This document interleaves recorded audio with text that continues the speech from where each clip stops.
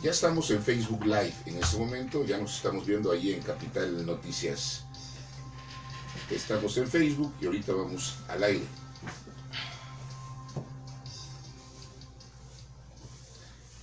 Y bueno, pues como comentaba hace un momento, está con nosotros aquí en cabina Fernando Beltrán, quien es el responsable, el vocero, el jefe de prensa de la Cámara de Comercio México-Israel, y también al mismo tiempo el director de Relaciones Públicas, así como también, bueno, ¿quién es Beltrán? ¿Quién es Fernando Beltrán? ¿Quién nos acompaña esta mañana? Es licenciado en Comunicación con especialidad en Relaciones Públicas. Desde el 2010 forma parte de la Cámara de Comercio México-Israel como director de comunicación social. La Cámara de Comercio México-Israel ha sido una plataforma que le ha permitido a Fernando conocer íntimamente el ecosistema innovador de Israel. Esta frase, que parece sencilla mencionarlo, para nosotros creo que tiene que ser la visión del futuro. Conocer íntimamente el ecosistema innovador de Israel a través de la Cámara de Comercio México-Israel. Ha establecido programas en varios sectores empresariales, sobre todo con jóvenes en nuestro país. Actualmente es socio de la agencia de marketing y relaciones públicas ZD Publicidad y realiza diversas misiones comerciales a Israel para incentivar el comercio entre México y ese país. Así es, Ronald. Fernando, ¿cómo estás? Buenos días. Qué gusto saludarte. Muy bien, muchas gracias por tenerme aquí en tu programa. Bienvenido aquí a cabina, bienvenido a la familia Capital Noticias, Capital FM y al grupo Capital Media en todo el país. Fernando, pues tú perteneces a la Cámara de Comercio México-Israel. No sé si tu función sea propiamente vincularte con jóvenes empresarios del país, pero tuviste una plática con jóvenes empresarios de la Cámara de Comercio Villahermosa, de la Canaco Servitur. Hace 2 noches tuvimos la oportunidad de estar con los jóvenes de la Canaco, pero bueno, mi función no es solamente con jóvenes, también trabajo vaya todo el sector empresarial. He tenido la oportunidad de estar con empresarios en toda la República y bueno, en algunos otros países, representando también a México e Israel. Y por la edad también, ¿saben? No soy tan ruco. He tenido la oportunidad de platicar con muchos chicos y poder cambiar el chip. Les platicábamos de tú puedes hacerlo, no necesitas que alguien llegue y te dé toda la estructura. Les decimos muchas veces a los jóvenes que en México existe una juventud como Minions, esos muñequitos amarillos, ¿sabes? ¿No? Que son el seguidor perfecto. Les encanta seguir, les encanta tener un villano favorito al cual seguir. Y se necesitan más villanos favoritos, se necesitan más líderes que sean los que levanten la mano y los que propongan y los que digan, este es el camino que vamos a llevar, esto es lo que vamos a conquistar. Y eso es lo que queremos lograr con los jóvenes en México, alrededor de toda la República, que sean más los que se levanten, los que digan, yo puedo, yo quiero innovar, yo quiero hacer, y crear también en México un ecosistema el cual esté generando empleos, esté generando derrama económica. Como está ocurriendo en Israel. A ver, como un país que fue fundado apenas hace 70 años, donde no hay agua en el suelo firme, pues, salvo en el mar, donde no hay posibilidad de poder, como hubiera ocurrido en cualquier otra parte del mundo, de sembrar en el desierto o en las piedras. Hoy es un país líder en muchas áreas de la tecnología, de la producción agroalimentaria, en muchas áreas, por ejemplo, de la seguridad, de la innovación tecnológica.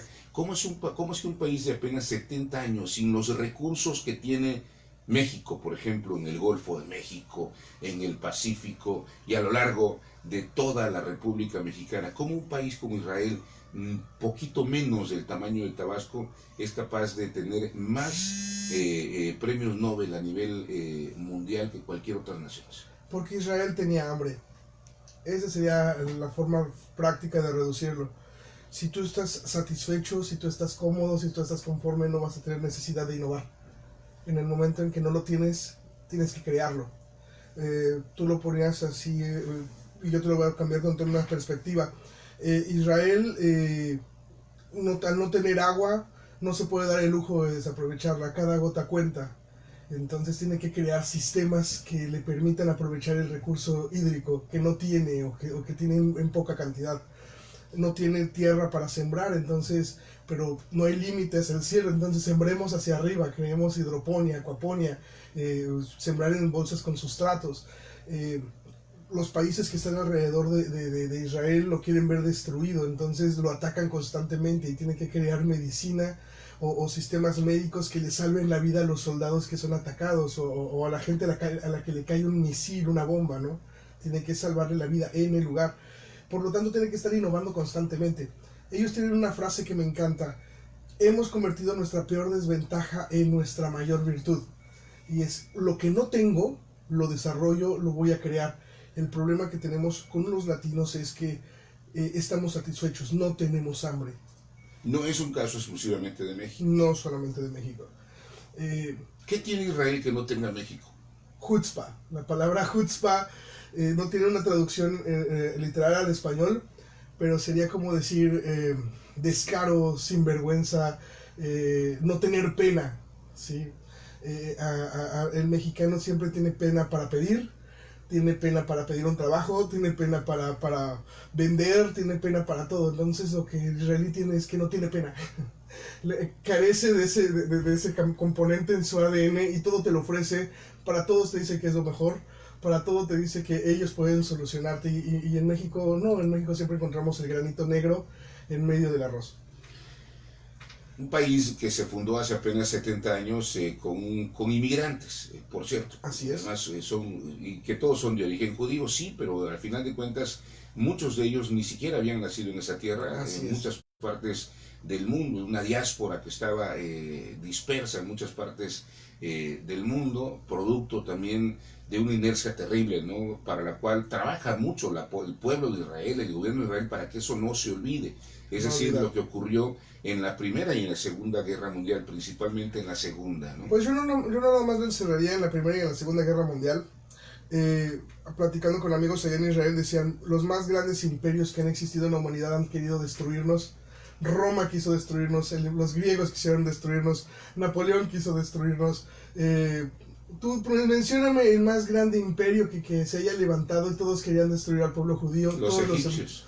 Los egipcios tuvieron cautivos muchos años, a 400 años, 400 años. Al pueblo judío, al pueblo hebreo, y todos esos imperios han perecido. Se habla de ellos en la historia, en los libros de historia, mas ya no hay más vestigios de ellos. Hay que, a través de trabajos arqueológicos, tratar de entender qué fue lo que pasó con estos imperios, porque han desaparecido y el pueblo hebreo sigue adelante con las mismas tradiciones, con el mismo lenguaje, con la misma religión que el día en que Dios los llamó. Hoy este pueblo ha tenido además una revolución impresionante en los últimos, ¿qué serán? 20, 30 años, una revolución tecnológica. Digo, al final de cuentas han tenido que sentar las bases para tener una vida estable, en medio de toda la inestabilidad que hay por los enemigos del alrededor, por los vecinos, por los malos vecinos. Digo, en la relación a eso me refiero. Pero es hoy Israel uno de los países generadores de tecnología más impresionantes de todo el mundo. Así es, y eso se va a resumir en una cosa: lo que era el marxismo utópico, el socialismo base, Israel lo llevó a una realidad. En Israel el pueblo nació con lo que eran los kibbutz, en donde todo era de todos. Tú podías ser el CEO de la empresa, pero en la comunidad, en el kibutz, tú eras alguien más que tenía que lavar los trastes o los baños, y tu carro no era tuyo, sino que si yo lo necesitaba lo podía usar. Entonces lo compartían todo, y ese sistema de que todo es de todos y que no sientes que tú te puedes adueñar de las cosas, es lo que sacó a Israel adelante también. Tú puedes salir a la calle aquí en mismo Tabasco, en la Ciudad de México, y de repente la gente te dice: hey, no te estaciones aquí afuera porque esto es mío. Y le dices: no, ya no es tuyo, es la vía pública. Y te ponen un mueble, una cubeta o algo. Perdonen la gente que tal vez lo esté escuchando y lo hace. Discúlpenme con todo respeto, pero eso está mal, eso nos pertenece a todos. Y si entendiésemos que todo México es de todos y todos cuidáramos México como nuestra casa y como algo que debemos compartir, entonces tal vez nuestra ideología cambiaría. Eso no existe allá. Eso no existe allá. A ver, ¿existe el paternalismo del gobierno de Israel hacia el pueblo? No, no existe el paternalismo. Si tú estás usando algo, tienes que pagar por ello. Y el gobierno igual, si tú lo estás produciendo, te lo va a pagar. El paternalismo en el cual todo te lo subsidian no existe. Existen los apoyos, existen los incentivos económicos, existe que si tú estás desarrollando algo, el gobierno se interesa y te ayuda a patentarlo, te ayuda a desarrollarlo, pero no que te digan, oye, estás pagando tanto de luz, yo te voy a pagar la mitad como un subsidio económico. Eso no existe en Israel.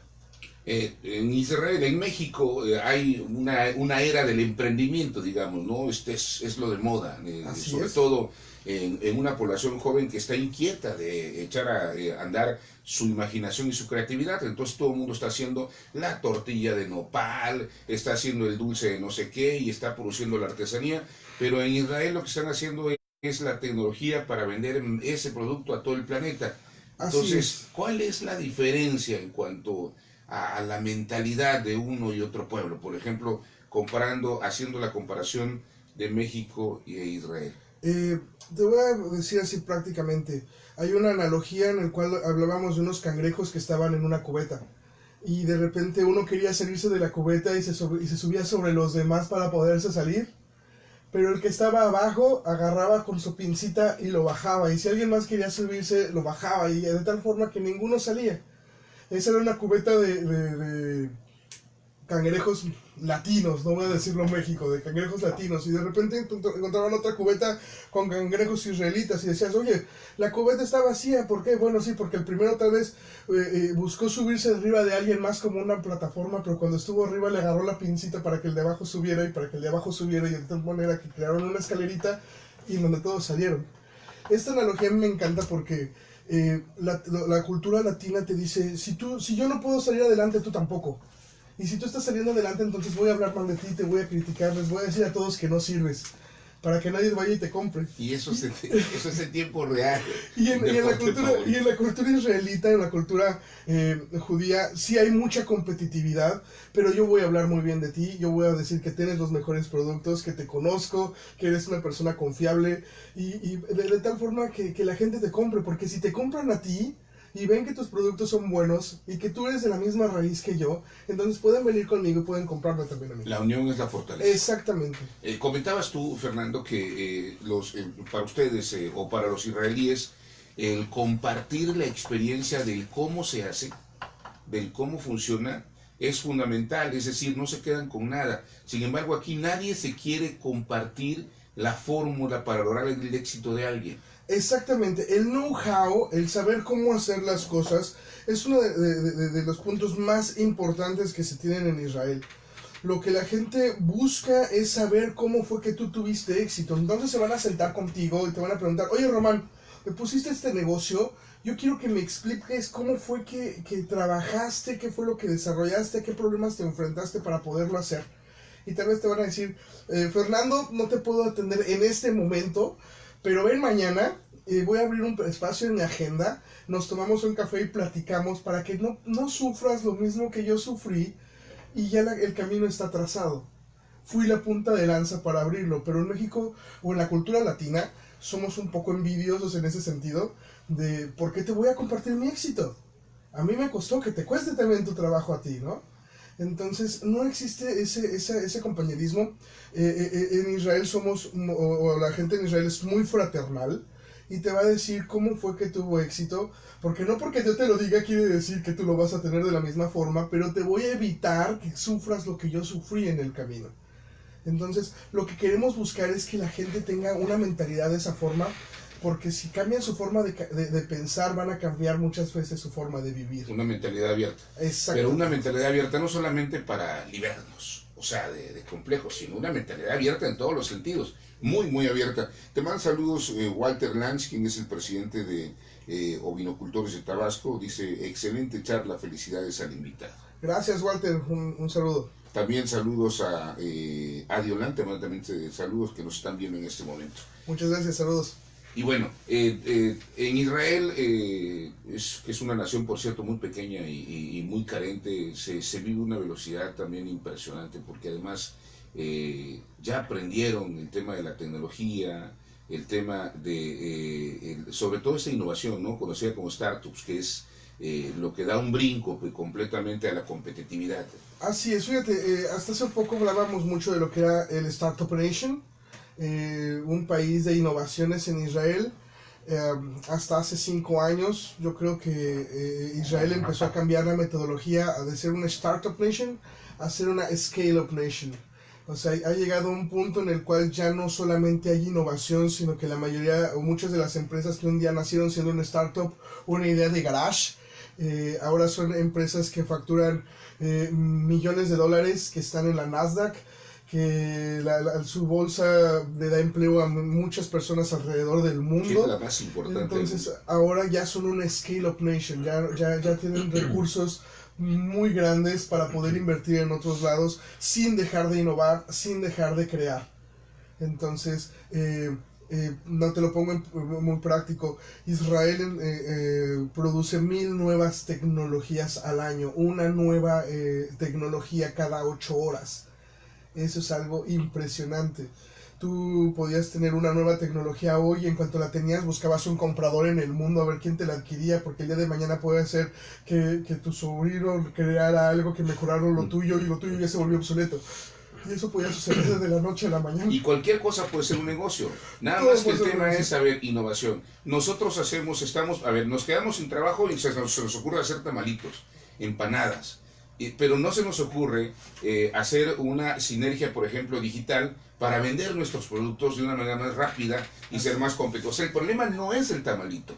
En Israel están haciendo aplicaciones. O sea, el problema no es la medida que adoptamos para sobrevivir, sino que no vamos más allá de eso. Por ejemplo, platícame el ejemplo de los baños en Israel. Les platicaba el otro día que muchas veces vamos en la calle y estamos trabajando y tenemos ganas de ir a un baño, o sea, como en cualquier parte del mundo, ¿no? Y dices, ok, voy a pagar tal vez 5 pesos en el restaurante para que me dejen pasar al baño, o te metes a una tienda de conveniencia, de esos de los búhos, ¿no? Y quieres, pues, comprar algo para que te dejen pasar al baño. Bueno, entonces Israel desarrolló una app que, así como tipo Airbnb, tú buscas un baño alrededor de la zona en donde tú estés. Puedes ver fotos de cómo es el baño, porque pues, muchas veces la gente dice que si no es un baño de cierta forma no puedo pasar, no puedo hacerlo. Y pagas y entonces llegas a una casa en donde te están recibiendo como tipo Airbnb para que tú puedas ir al baño. Y si no tienes dinero efectivo no hay problema porque está vinculado a tu cuenta bancaria. Claro. Entonces no hay problema de que no tengas cómo. Entonces desde que llegas te están recibiendo. Y no es un baño público, sino vas a una casa. Estás yendo a una casa. Entonces imagínate, eso es una chulada, ¿no? Claro. O sea, pero hubo una persona que tal vez en un momento tuvo la necesidad de ir al baño, no encontraba un baño y dijo, bueno, ¿y si creo algo que la gente pueda generarse un recurso por poner en disposición sus baños en este lugar? O sea... Y aquí no se nos ha ocurrido. Fernando, el tiempo se nos agota rápidamente. Sí. El tema del suministro del agua a una casa. En Israel existen 5 tomas en una casa, 3 para lo que es el agua de uso, 2 para lo que es el drenaje. Las aguas de uso son el agua potable de consumo humano, el agua para lo que es el bañarse, lavar los trastes, lavarse las manos, ese tipo de cosas, y el agua de riego. Y al momento de salir sale en 2, en el agua negra, que es lo que tiene residuos humanos, lo que es el agua de desecho, y el agua enjabonada, ¿sabes? Porque no es el mismo tratamiento que va a tener, entonces, porque cada gota cuenta. Claro. Entonces la forma en que van a procesar el agua para volverla a potabilizar no puede ser la misma. Para evitar el tiempo de desgaste del agua, entonces la separan desde que sale de las casas. Eso es una chulada también, porque saben aprovechar el recurso hídrico. 30 segundos, la generación de luz. A través de las casas hay paneles solares que cuando generan la suficiente energía eléctrica para la casa la empiezan a inyectar en el suministro público y entonces el gobierno les paga a la gente por generar luz. Y rápido, quiero aprovechar, queremos crear un club de conocimiento, queremos hacer un taller de innovación, una escuela de emprendurismo, de negocios, en donde queremos invitar a los jóvenes de Tabasco a que se unan con nosotros y poder participar en la economía de nuestra ciudad, de la ciudad de Tabasco, de Villahermosa, para que puedan emprender negocios. ¿Y por qué no tener la experiencia de ir a vivirlo a Israel? También, eso es algo que nos queremos llevar a los jóvenes para buscaremos ese mecanismo. Por último, los innovadores más importantes de los últimos tiempos no son profesionistas, ni siquiera, algunos ni siquiera fueron a la universidad, y el más importante de todos los tiempos es un ejemplo de ello. Lo decía cuando recibía un honoris causa allá en California. y detonó un Silicon Valley que hoy es un ejemplo impresionante de desarrollo e innovación. ¿Es un tema de profesiones o es un tema de mentalidad? Es un tema de mentalidad, de creerte quién eres. Si tú crees que eres un gusano que no sirves para nada, del suelo nunca vas a pasar. Pero si tú crees que eres una oruga que puedes pasar a ser una mariposa, un día vas a estar en el cielo. Con todo y carrera. Con todo y carrera. Entonces, sin embargo, eso no significa que no hay que estudiar. Hay que hacerlo, pero hay que poner los ojos en lo que no existe para innovar y desarrollar lo que está ocurriendo, por ejemplo, en ese momento en Israel. Viajar en el tiempo, le digo yo a la gente. Necesitan viajar en el tiempo, verte en un futuro. ¿Esto existe actualmente? No, entonces lo voy a crear. ¿Existe? Sí, entonces lo voy a mejorar. Fernando, gracias por tu presencia esta mañana aquí en Capital Noticias. Es un placer. Te reitero que me dejas una lección de vida impresionante y de veras una gran experiencia, tu amistad, y por supuesto todo se lo debo a mi manager, a Mauri Amezquita, que asómate para que te vean. Por aquí está Mauri. A Mauri, gran amigo. Nada más para que te vean ahí en la cámara y ya, porque si le soltamos el micrófono no lo recuperamos. Gracias Mauri, gracias Fernando. Gracias, hermano. Son las 7:43, vamos a una pausa, regresamos. Véanla y vuélvanla a ver. Hasta luego, buenos días.